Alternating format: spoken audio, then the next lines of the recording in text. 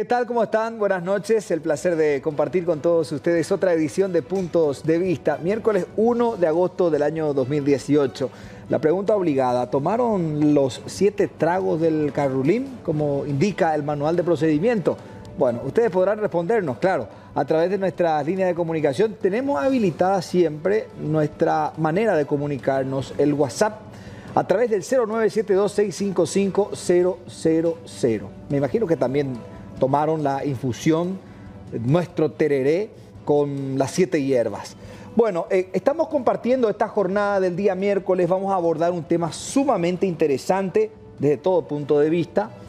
Vamos a hablar sobre el trasplante de médula ósea. ¿Cómo se encuentra en nuestro país? ¿Cuál es la experiencia que ya se tiene en la materia? Y precisamente vamos a recibir a los doctores. Por un lado, el jefe del Servicio de Hematología y Trasplante de Médula Ósea del IPS, el doctor Jorge Batista, y al mismo tiempo al doctor Cristóbal Frutos. Doctor, ¿cómo está? Buenas noches. ¿Qué tal? Buenas noches. Un placer estar acá. Gracias, para hablar de algo positivo que estamos haciendo. Doctor, buenas noches, ¿cómo le va? Buenas noches, ¿cómo están? Gracias por compartir con nosotros también. Gracias por la invitación. Gracias. Estamos comenzando, reiteramos, habilitamos nuestro WhatsApp de Puntos de Vista, el 0972-655-000, para las consultas que quieran realizar. Porque me imagino que en la familia, si tenemos alguna persona con dolencia y que tiene de alguna manera alguna prescripción para ser sometido a un trasplante con estas características, o se les habló de que podría ser una opción válida, habilitamos para sus consultas a través del 0972-655-000. Y no lo vamos a leer acá, lo vamos a leer acá en esta super pantalla que tenemos aquí en nuestra, para que ustedes también puedan observar los mensajes que envía la gente. Doctor, ¿cómo estamos en materia de trasplante de médula ósea a nivel país? Bueno, en el Instituto de Previsión Social hace ya 20 años que venimos desarrollando el programa de trasplante de médula ósea, pero las condiciones nos permitían realizar básicamente lo que se conoce como el trasplante autólogo, que es donde la persona es la cual se extrae su propia médula y se la vuelve a infundir, y está limitada a ciertas patologías. Sí. Lo que acaba de acontecer es un esfuerzo que se fue dando a lo largo de más de un año. Como yo siempre llamo, la coyuntura permitió unir los intereses de muchas personas, y hemos concluido con éxito un trasplante halogénico, que es donde una persona le dona su médula ósea a otra.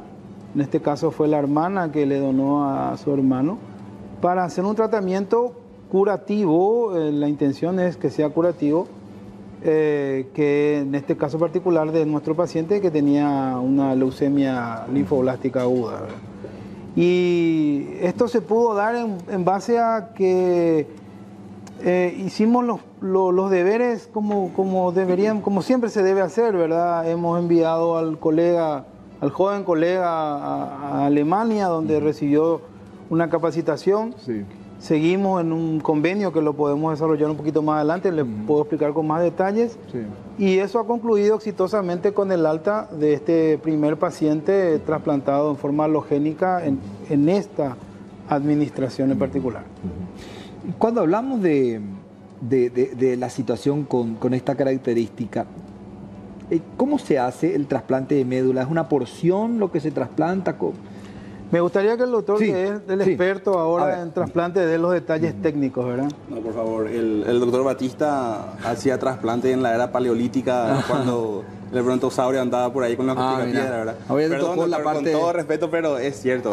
La parte neolítica ya. El legado del trabajo del doctor y de muchos otros que vinieron antes, ¿verdad? El trasplante en sí consiste en la colecta de la médula a través de un aparato, suele ser a través de un aparato que es como una máquina de diálisis. Sí. Y en eso se junta la médula del paciente, ya sea si es del paciente mismo, si es para trasplante autólogo, si es del donante, si es para el halogénico. Sí. Hay que juntar una cantidad necesaria de médula, de 2 a 3 millones de células madre, se llaman las células de la médula, por kilo del paciente. Luego de esto, el paciente recibe una quimioterapia altas dosis, que es para barrer, en cierto sentido se dice, su médula. Y Una vez que el cuerpo eliminó los quimioterápicos de forma normal a través del riñón, del hígado, heces, entonces se infunde esa médula, ya sea nuevamente del paciente o de su donante, y esa médula prende, va a su nicho, reconoce dónde tiene que estar y empieza a crecer ahí. Es como tirar unas semillas en un campo. Y es en este periodo posterior a la siembra, te voy a decir, donde pueden aparecer las complicaciones principalmente infecciosas, porque en la médula es donde se producen los glóbulos blancos, las plaquetas que están muy de moda con la parte del dengue, Sí. y la hemoglobina. Plaquetas podemos transfundir, rojos podemos transfundir, blancos no. Se puede, pero es muy engorroso y no tiene muchos muy buenos resultados, salvo casos excepcionales. Principalmente lo que se usan son antibióticos de amplio espectro, porque el paciente está sin defensa, esa es la realidad. Entonces cualquier infección que esté en el ambiente o incluso dentro del mismo paciente, en el intestino tenemos muchas bacterias, puede aprovechar de florecer hasta que la médula nueva, ya sea del paciente o del donante, vuelve a producir las defensas del cuerpo y plaquetas y rojos, ¿verdad? Y esa maquinaria o esa máquina, esa instrumental, ¿tiene esa capacidad de determinar eso, de distinguir? ¿O el paciente es el que tiene que estar diagnosticado y no tiene que tener ningún tipo de infección? No, se hace un estudio exhaustivo del paciente antes del trasplante. Depende del tipo de trasplante. Hay trasplantes urgentes y trasplantes que son programados en base a eso, pero siempre se realizan estudios de rutina. En general se tiene en cuenta si el paciente tiene fiebre, una radiografía de tórax, se ven algunos cultivos de orina. En nuestro país es muy frecuente la parasitosis, entonces se analiza la materia fecal, que no hayan parásitos ahí, y se trata de preparar al paciente lo más posible entrando al trasplante, porque sabemos que estas complicaciones surgen. Bueno, es más la regla que la excepción. La respuesta es sí. Esa máquina es una máquina especial, una máquina de aféresis de muy alto costo, que el Instituto de Previsión Social la tiene. Sí. Y es una máquina donde se programa, programas la máquina para que te separe el tipo de células que a vos te interesa de la persona que está donando, ya sea en este caso un familiar o el propio paciente. Y le devuelve al paciente el resto de los materiales que no va a utilizar. O sea, el paciente no necesita después de eso someterse a una transfusión ni nada, porque la máquina le devolvió los glóbulos rojos, las plaquetas y todo lo que no apartó para poder hacer el trasplante de médula. Ahora, doctor, con respecto a la necesidad, cuando uno va a recurrir al trasplante de médula ósea como método curativo, ¿en qué caso se utiliza? ¿En qué tipo de enfermedades? El trasplante de médula ósea se utiliza dependiendo de la patología. Y eso depende también de la modalidad. Hay patologías como los linfomas. Cuando el linfoma se vuelve refractario al tratamiento quimioterápico inicial, se recomienda, al hacer la segunda tanda de tratamiento, consolidar ese tratamiento con un trasplante de médula. En el caso del mieloma es una indicación primaria, es decir, el paciente que padece un mieloma debe ser sometido a un trasplante autólogo de médula ósea. En el caso de las leucemias, que son donde utilizamos el mecanismo halogénico, eso depende mucho de la respuesta del paciente. Si el paciente ha respondido inicialmente bien a su tratamiento y ciertos criterios que utilizamos para clasificar esa enfermedad nos permite, no recurrimos al trasplante. Pero en el caso de que sí sea una indicación por la experiencia que se utiliza, consolidamos los tratamientos con trasplante de médula ósea. O sea, la respuesta depende del paciente, porque también hay que considerar la edad del paciente, la situación cardiológica, o sea, una serie de factores y la patología para recurrir o no al trasplante de médula ósea. Claro. Doctor, el porcentaje de gente, si es que se puede hablar en esos términos, de gente que se cura con este método, ¿se tiene una visualización de esta manera? Sí, depende básicamente, como te comentó el doctor Batista, del tipo de indicación del trasplante. En los pacientes con mieloma, por ejemplo, el paciente con mieloma hasta hoy en día no tiene cura. pero el trasplante de médula es la modalidad que logra que la enfermedad entre en remisión el mayor tiempo posible y que el paciente viva bien y con buena calidad de vida el mayor tiempo posible a nivel mundial. Hasta hoy en día no hay nada que sea mejor. En las otras patologías, en los linfomas, en las leucemias, depende del estado previo de la enfermedad. Una enfermedad muy resistente antes del trasplante, un paciente que entra al trasplante con restos de enfermedad porque a veces no se puede erradicar más que lo que queda, tiene más chances de recaer que un paciente que entra sin enfermedad al trasplante. Esto se ve antes del trasplante, se comenta con el paciente, pero muchas veces no hay más nada que ofrecerle fuera del trasplante de médula ósea. Por más que haya una enfermedad resistente, debe ir al trasplante. Por más que tenga un porcentaje bajo, 20-30% de respuesta, igual es una respuesta considerable versus la enfermedad que no responde ya a nada. Claro. Cuando decís, doctor, el tema del linfoma, por ejemplo, se vuelve refractario al medicamento, a la quimio, por ejemplo. Por más que el paciente no llegue bien para ser sometido a un trasplante, sigue siendo un método idóneo para poder seguir luchando contra esa enfermedad, ¿no? Tal cual. Esa es la definición. Para no extenderlo más, es así.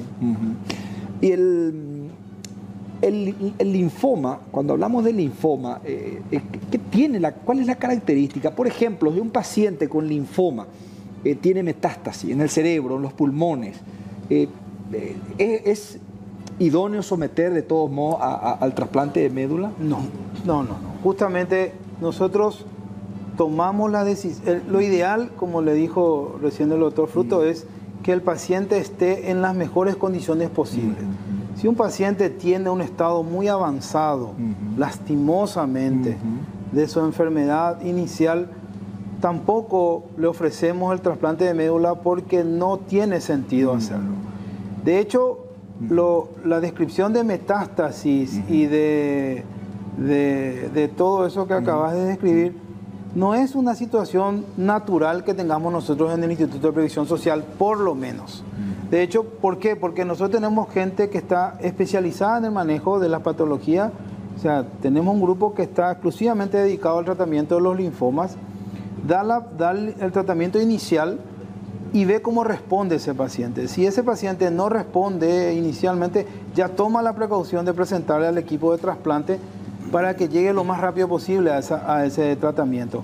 Evitar el momento de las metástasis y todo eso, que significa un poco llegar tarde a lo que uno pretende hacer. Eso es en el Instituto de Previsión Social, puesto que siempre hay que diferenciar un poco del resto de la población por una simple razón. La gente que está en el Instituto de Previsión Social son gente que tiene trabajos estables, tienen algún nivel socioeconómico y algún nivel intelectual y tienen ese acceso más fácil. Esto es muy distinto en la población paraguaya en general, donde les cuesta más acceder al sistema de salud, y ahí podría eventualmente ocurrir esto que describís como ya una situación catastrófica.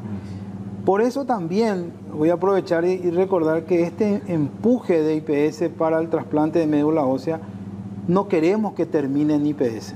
Nosotros queremos que esto también sea para el resorte del resto de la población paraguaya. Y voy a darles una primicia, en breve estamos por firmar el convenio donde el Ministerio de Salud y el Instituto de Previsión Social van a converger en la posibilidad de darle este trasplante a personas aunque no tengan seguro del IPS. ¿Y por qué se va a dar? Porque existe un convenio marco donde el IPS y el Ministerio se prestan entre sí ciertos servicios, ¿verdad? Y nosotros lo que queremos es que este servicio también esté a disposición de todos los paraguayos.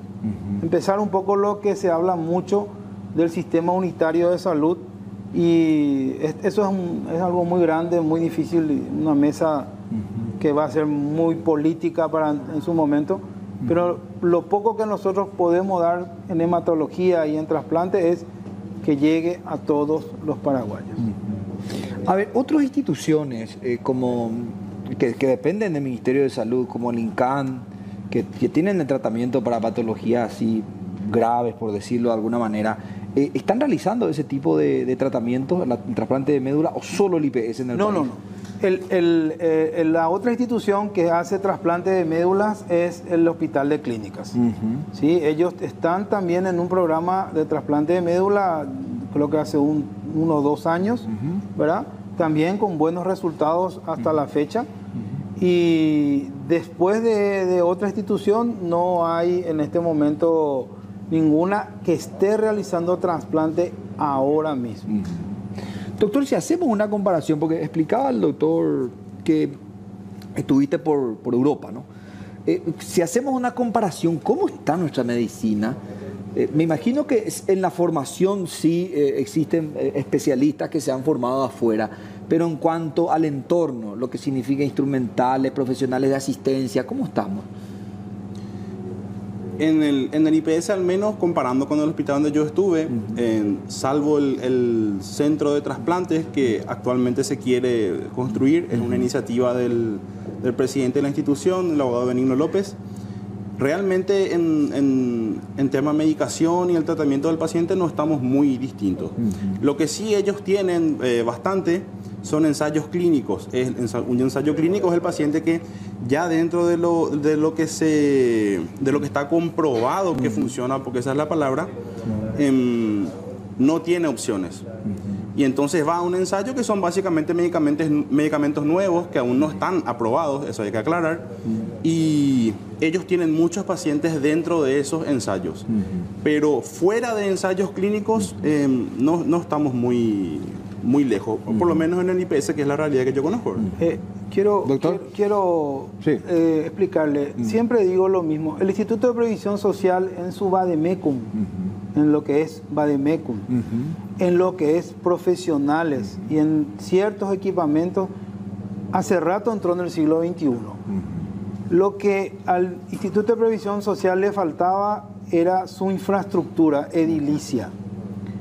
Y ¿Por lo colapsado te referís, doctor? Por lo colapsado, por lo antiguo. Recuerden que es un edificio de 1950 que no estaba diseñado para todo lo que avanzó la medicina. Y aunque hay que decirlo, lo que corresponde también, esta administración con el presidente Benigno López tomó esas riendas y ha construido ciertas áreas dentro del viejo edificio que nos permite hacer este tipo de trasplantes. Entonces, eso es muy importante. Como les dije, teníamos las personas, teníamos los medicamentos, teníamos las máquinas, pero nos faltaba la parte de infraestructura y ahora la tenemos, ahora. Y con un proyecto muy, muy ambicioso de construir un edificio con 50 camas, también de las cuales 10 van a estar exclusivamente a disposición de las personas que requieran trasplante de médula ósea. ¿Se tiene una idea de dónde se va a construir eso? Sí, ¿O dentro del predio? Dentro del predio. El predio del Hospital Central es enorme. Es gigantesco, sí, por eso. Es enorme. Lugar hay de sobra. Sí. Lo que faltaba era la voluntad, la coyuntura, la estructura. Y se fue dando todo a partir de un hecho casi fortuito hace un año atrás, ¿verdad? Sí. Y estamos avanzando de manera fantástica. Claro. Y nada, o sea, por eso que estamos en este momento festejando. Y doctor, ese edificio que mencionás, aparte de tener esa unidad especializada en trasplante de médula ósea, ¿qué más va a tener? Va a tener las camas para la internación de los pacientes hematológicos. Recuerden que para llegar al trasplante de médula ósea, primero el paciente tiene que ser sometido a un tratamiento quimioterápico y necesita de un lugar adecuado, ¿verdad?, donde pueda recibir ese tratamiento quimioterápico. Ese lugar adecuado en este momento existe, pero no en todas las condiciones, porque el instituto, el Hospital Central, como no hace falta desmentir, está realmente colapsado. Recuerden que se diseñó para 600 camas, creo que tiene alrededor de 1000 porque las van superponiendo. Se van reubicando. Las van reubicando y solamente con las construcciones de Ciudad del Este, de Oviedo, de Ingavi, se va a descomprimir ese hospital central y vamos a tener mejor lugar. Y a pesar de eso, otra vez se apuesta a construir un edificio hemato-oncológico para dar mejor calidad. ¿Por qué tenemos que hablar de hematología? Doctor, ¿te parece que hacemos una pausita y a la vuelta continuamos? Ya me entusiasmé, parece. No, pero todos estamos entusiasmados realmente con este tema. Y en instantes también el doctor y los doctores en este caso nos van a responder ¿cuántos trasplantes de médula se hacen mensualmente en el Paraguay? Ya venimos.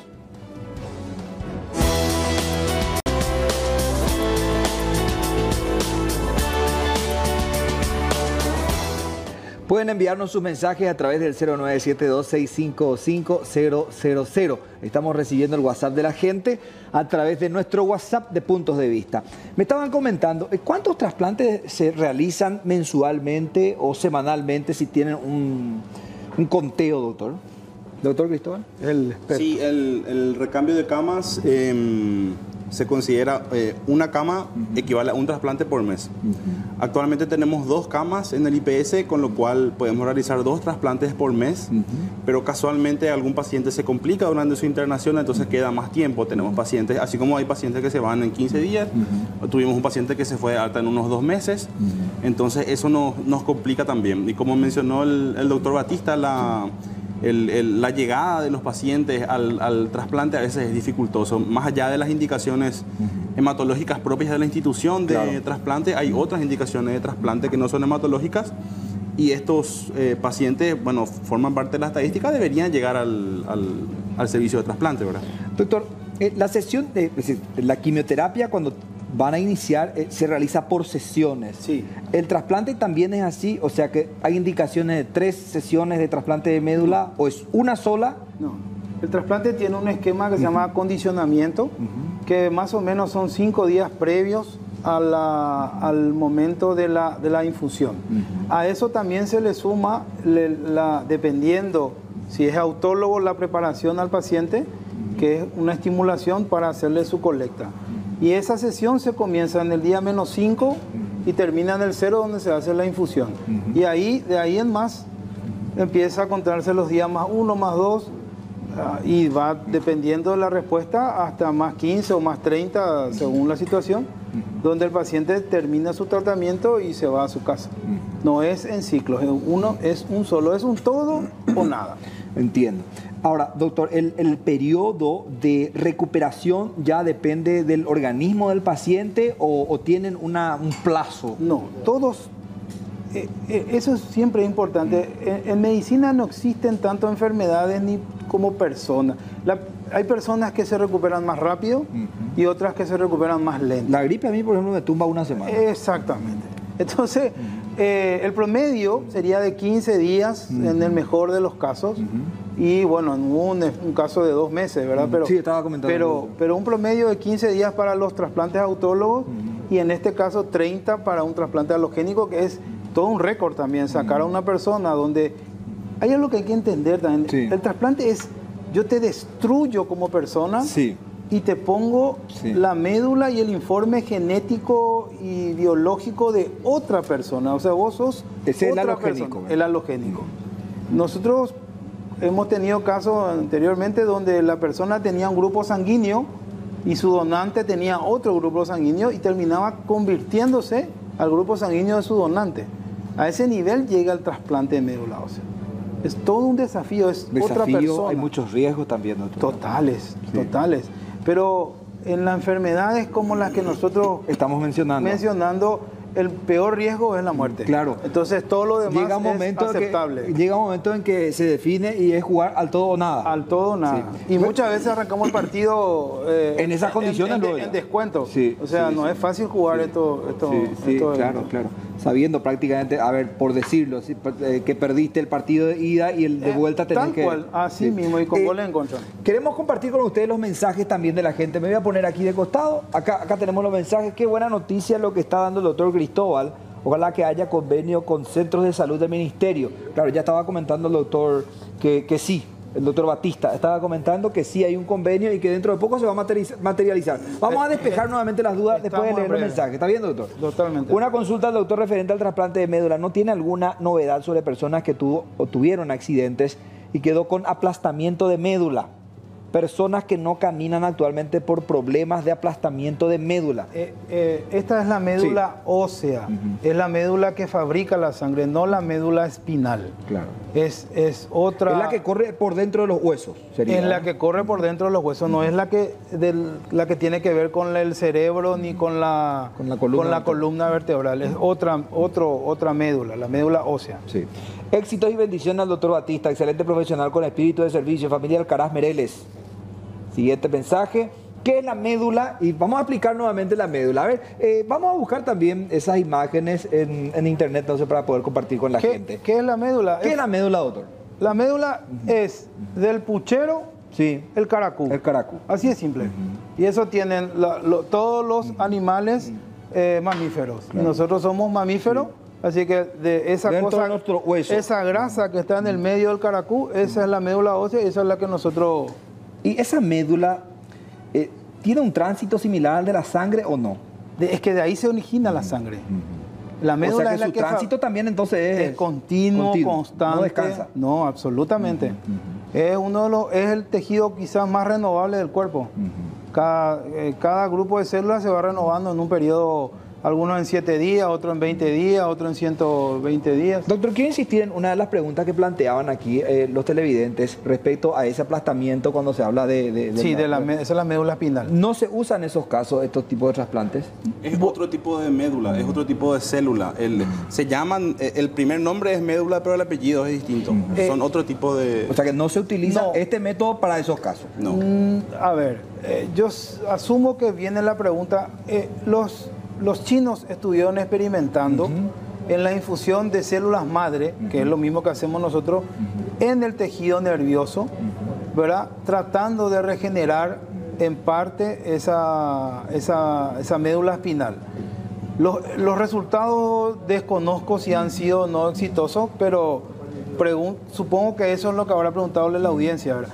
Pero aclaro que eso nosotros no estamos haciendo. Probablemente eso se da en un accidente de tránsito o algo del estilo. Exactamente. Que ha quedado en estado vegetativo. Lo digo porque sé que hay gente que ha escuchado, que ha comentado, pero no es lo que nosotros estamos haciendo. Estamos hablando de otra. Ni es lo que mundialmente está aprobado. Perfecto. Tenemos más mensajes. 0972-655-000 para enviarnos a través del WhatsApp su consulta respecto al tema que estamos abordando. Doctor Frutos, respecto a la efectividad de uno y otro tratamiento de los trasplantes, el que comentaba el doctor o el que actualmente se están realizando. Acá, doctor, acá queremos mostrar, vamos a ser un poquito más didáctico. Ahí está. Acá está. Este sería el hueso. Sí. ¿Qué hueso sería, doctor? Es el fémur. El fémur. El hueso de la pierna. Claro. El más largo, ¿verdad? El más largo, sí. Ahí, ya.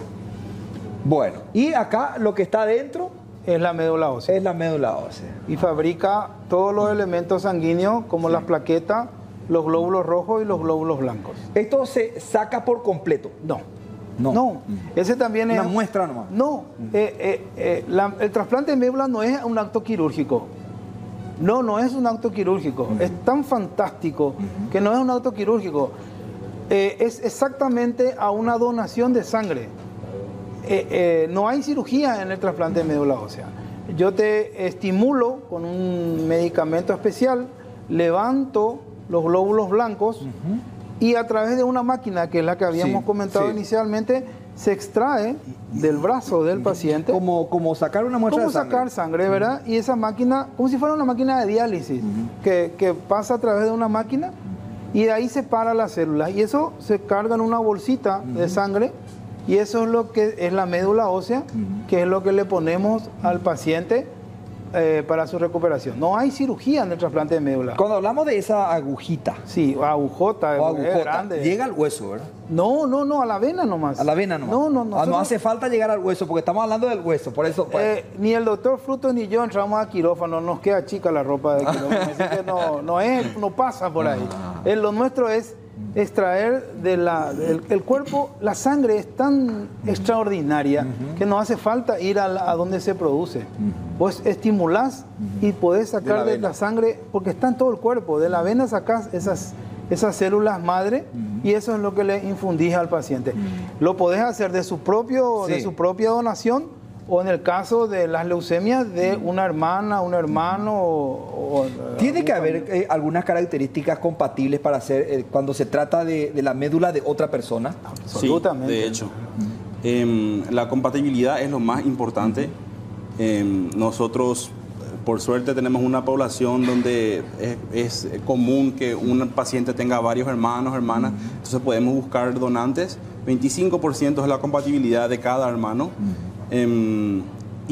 Vos imaginate que en un trasplante de órgano sólido, un trasplante de páncreas, de riñón, de corazón, es el cuerpo el que ataca al órgano infundido, al órgano trasplantado, perdón. El cuerpo ataca al riñón, el cuerpo ataca al páncreas, el cuerpo ataca... porque reconoce que es algo extraño. En este caso, la médula que vos estás... Sí, perdón, acá. Estamos todos muy entusiasmados. Ahí te voy a poner de bolsillo. Ahí está, seguimos. En este caso, la médula que vos estás trasplantando es la médula la que ataca a todo el resto del cuerpo. Entonces, vos tenés un paciente que puede tener problemas de riñón, de pulmón, de ojo, de articulaciones, de músculo, de lo que vos quieras, esa complicación puede tener. Y ahí está la complejidad del trasplante de médula ósea, porque es un cambio de todo el sistema inmune del paciente. Dos mensajes, doctor, y ya. Dos mensajes, acá tenemos 0972655000. Buenas noches, es muy importante lo que están hablando el doctor, y también yo pregunto, ¿remedio para cáncer si hay? Mi papá es asegurado y él usa el inyectable, este tipo, ¿el IPS tiene esto? Pregunta, y se trata de un remedio. Vamos a ver si podemos contestar, si está dentro del alcance de nuestro... No es un remedio de hematología, así que no puedo... Probablemente esté, no desconozco el vademecum de IPS, es... amplísimo. Extenso. Sí. Muy importante el tema, algo influye con las plaquetas, las médulas. Espero que alguna vez toque el tema sobre la púrpura. Sí, pues cuando quiera, pues nos invitan de vuelta, venimos a clase de púrpura también. Pero es otra cosa. Es otra cosa. Sí, y es una enfermedad benigna que nos crea mucho problema. Pacientes con mielofibrosis, ¿pueden hacerse trasplante de médula? Tengo 52 años con mielofibrosis. Sí, ¿Puedo someterme a un trasplante?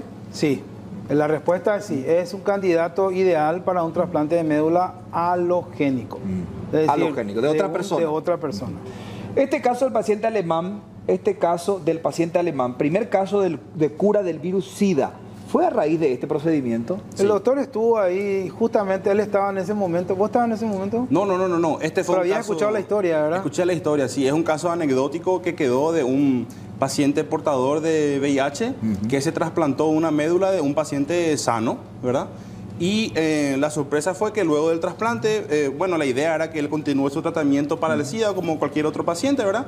Estaba curado de la enfermedad y se estudió exhaustivamente a ese paciente, al donante, que era lo que tenía su cuerpo, por eso su cuerpo mismo rechazaba el virus.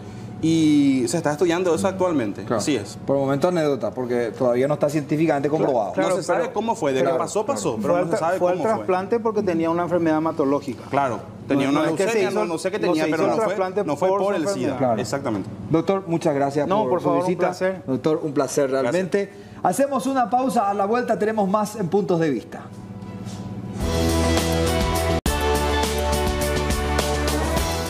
Estamos avanzando en nuestra edición que corresponde al día miércoles 1 de agosto del año 2018 de Puntos de Vista. 1 de agosto, hoy recordamos, nos viene a la memoria aquella tragedia del supermercado Ucuaulaños. Indudablemente nadie en la República del Paraguay y el mundo se sustrajo de esa realidad que cegó cientos de vidas, enlutó a miles de familias paraguayas en una situación de muchas irregularidades en la habilitación de un local comercial y sobre todo en el desempeño del momento de establecer todas esas cuestiones que se dan cuando se presenta una situación emergente, cuando se presenta una emergencia. Hoy nos visita aquí en los estudios de C9N Tatiana Gabaglio. Tatiana, ¿cómo estás? Buenas noches. Buenas noches. Bien, creo que en estos 14 años de transitar de la lucha, de transitar tantos sinsabores, particularmente yo he aprendido a decir buen día, por sobre todo agradecer por la vida. El hecho de estar vivo me hace decir que sí, buenas noches, buenos días y estamos acá, ¿verdad? Tatiana, acá estamos mostrando imágenes de lo que fue esa jornada, 11:30 de la mañana, mucho dolor, mucha tristeza, esa mano solidaria de los paraguayos que se destacó, sin embargo muchas irregularidades también que generaron una situación como esta. Queremos compartir un material primeramente contigo, Tatiana, y luego ya con las consultas. Vamos al informe.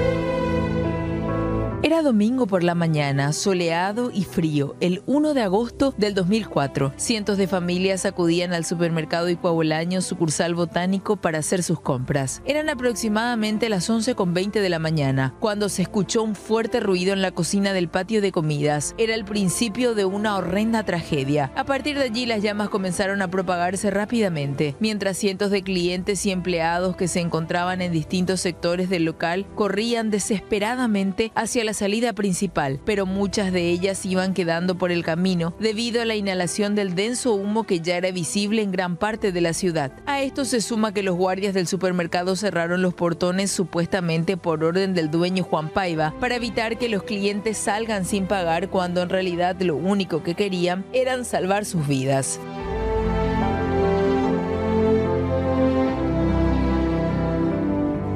Bomberos voluntarios de diversas compañías llegaron para iniciar el rescate, un trabajo altamente demandante además de la dificultad del tóxico ambiente. A su paso iban tropezando con una alfombra de cadáveres, entre los cuales había alguno que otro sobreviviente pidiendo auxilio.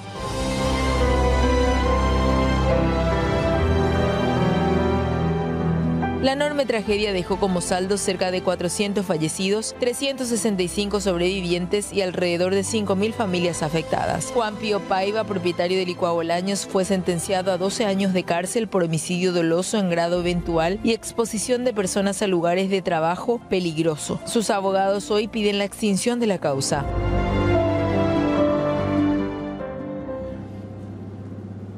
Tatiana es una sobreviviente de aquella tragedia.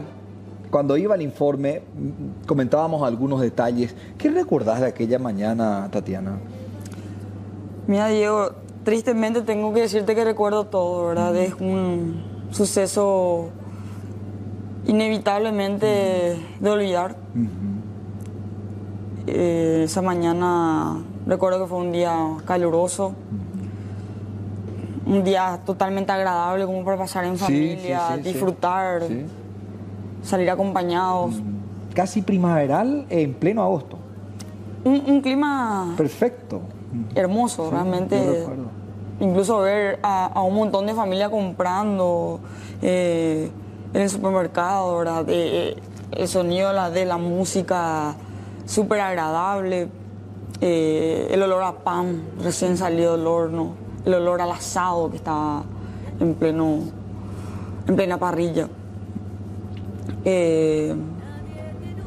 Nosotros estamos comprando con mi vecina y con su hija. Cuando ya nos decidimos ir a pagar, y en la caja fue lo que nos agarró la explosión.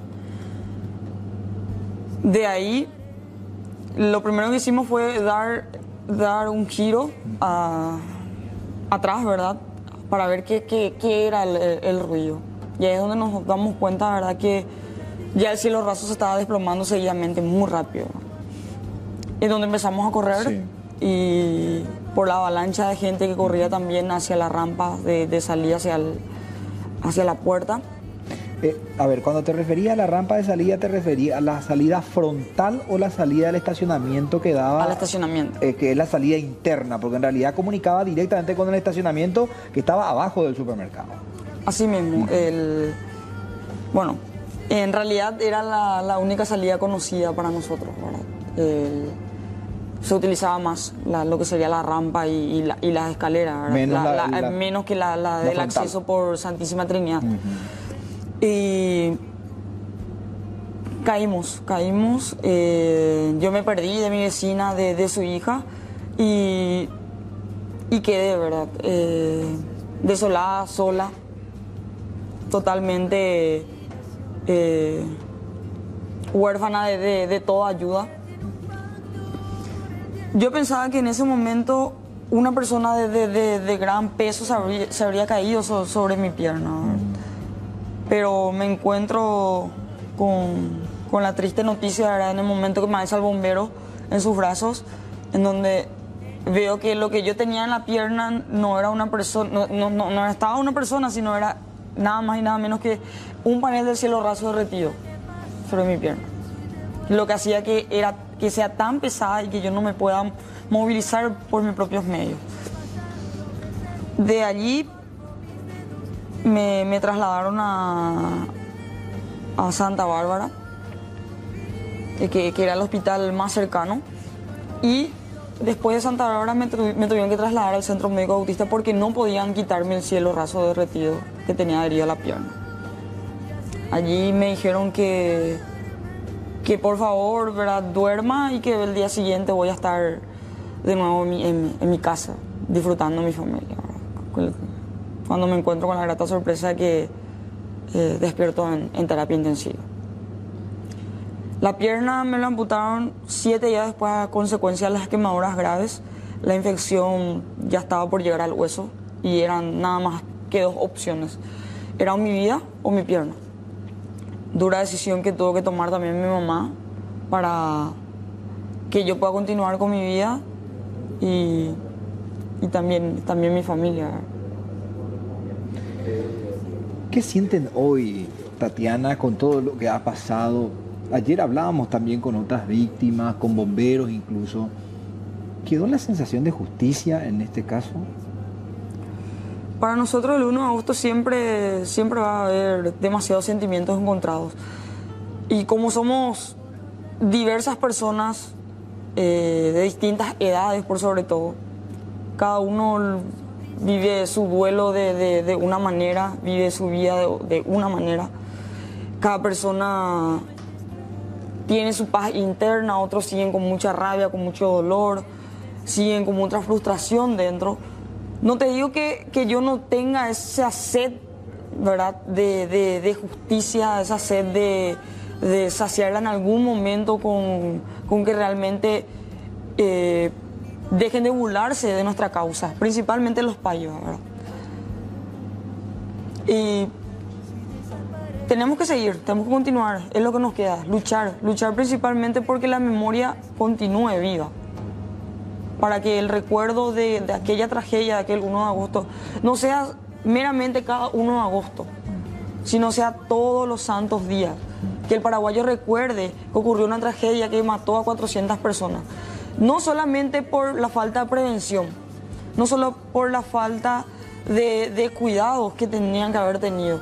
No solamente la municipalidad, sino también los dueños del negocio.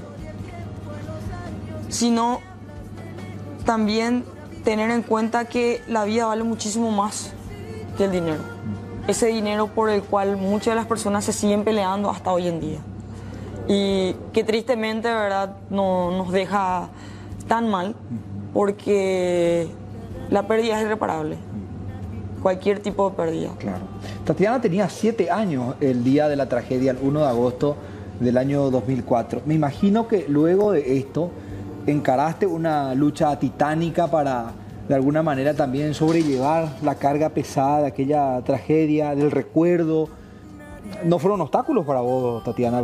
Se te nota una persona bastante fuerte, recta, firme, pero eso habrá implicado mucho sacrificio también.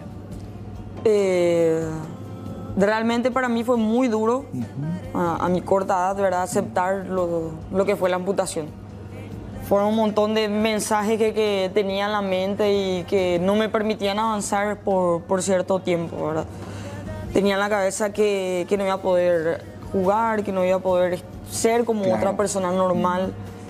En el hospital intentaba quitarme la vida de cualquier manera, me quitaba la sonda, me tiraba de la camilla, volví a abrir toda mi herida y tenía que volver a entrar a quirófano, que implicaba, ¿verdad?, un riesgo nuevamente para mí. Tanto así que tenía que vivir sedada mucho tiempo también. Incluso enfermeros ya tenían que estar en mi sala, ¿verdad?, para que pueda tranquilizarme. Pero después, incluso hasta hace poco te digo que era una persona totalmente inestable en lo que era emocionalmente, ¿verdad? Me costó demasiado dar ese paso que tanto yo necesitaba por la rabia y todo el dolor acumulado que tengo y que voy a seguir teniendo eternamente, porque una secuela con la cual tengo que convivir todo el tiempo, que es la ausencia de una pierna, cuesta, realmente cuesta muchísimo. Pero trato de encararle de la mejor manera posible a la vida. Sí. Él es el bombero que me salvó la vida, el suboficial principal Edgar Bogarín, de la Policía Nacional, a quien eternamente le estoy agradecida por el sacrificio y el hecho de devolverme la vida, que no hay forma ni manera de pagar. Realmente es una imagen que dice muchísimo, cuesta sostener esta entrevista en realidad. A ver, Tatiana, ¿estás estudiando? ¿Cómo te va actualmente en tu vida? Porque ya me explicabas que encarar ese momento después fue muy difícil. ¿Cómo estás ahora actualmente? ¿Estás estudiando? ¿Terminaste la facultad? ¿Estás dentro de la facultad? ¿Cómo haces? Actualmente estoy en el último año de la carrera de licenciatura en criminalística. Esta semana empiezo el último semestre y ya inicié lo que sería mi cuarto semestre del segundo año de la carrera de Derecho en la Universidad Nacional. Activo fuertemente siempre, ¿verdad?, en lo que es la coordinación de víctimas licuadolaños. En los bomberos me alejé un poco por una cuestión de tiempo que no puedo dedicar también, que también estoy activando mucho en lo que es el gremialismo universitario y trabajando en una oficina que me ayuda a abrir los ojos, principalmente en lo que es la lucha por la justicia. Sí. Tatiana, hacemos una pausita. Claro que sí. Ya venimos.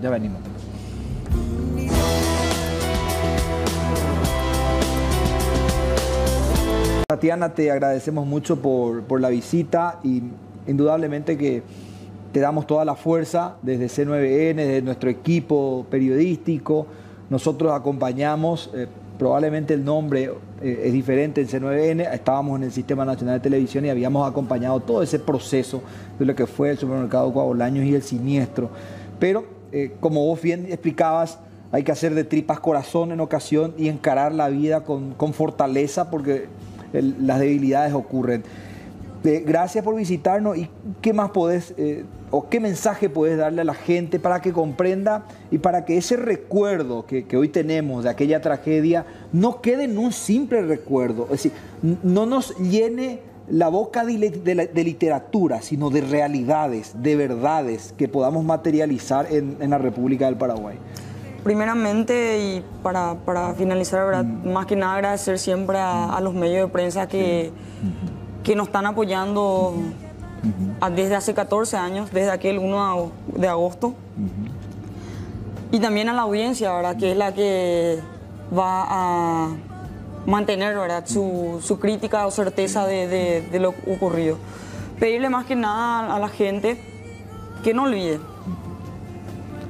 que mantenga la memoria firme, la memoria viva. No solamente por el Licuadolaños, sino todos los sucesos que van ocurriendo y que nos dañan como nación, que nos dañan como ciudadanos, que abramos los ojos y que empecemos a cambiar nosotros la coyuntura de nuestro país, que empecemos a trabajar por ese país que todos soñamos, con igualdad, con justicia, con equidad por sobre todas las cosas. Y que por último, la tragedia del Ecuadoreños nunca más se repita. Gracias, Tatiana. Muchas gracias, muy amable. Estamos cerrando nuestra edición de Puntos de Vista. En instante llega el completo resumen del ámbito nacional e internacional aquí a través de C9N. Muchas gracias.